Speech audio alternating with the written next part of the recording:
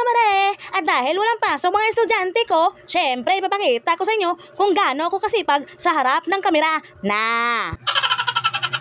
Huwag niyo napansinin yung damit ko dyan, kaya nasa loob lang naman ako ng bahay. Wala naman ako sa labas.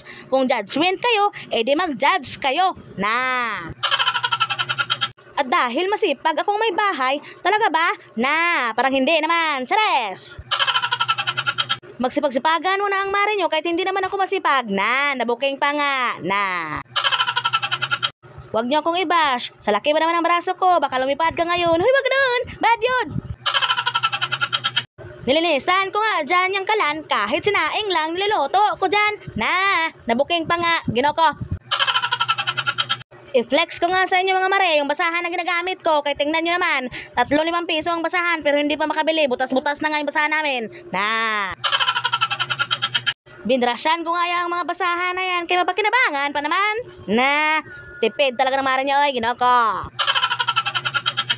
Diyos ko Lord, tabang mga langit para may pumasok na bagyo dito sa bahay na. Minsan kasi sa buhay, meron tayong katamaran. Huy, tamad ka talaga, day. Na, ginoko.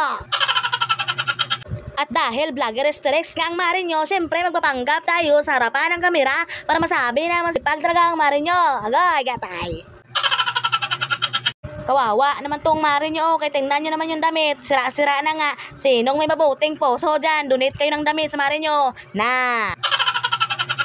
Sa kakalinis ko nga dito sa lamesa, may nakita nga ako ditong 2 kape.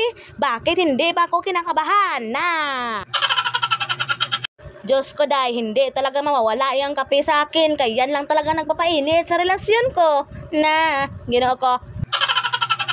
Oh, siya mga mare, ate kuya, thank you for watching.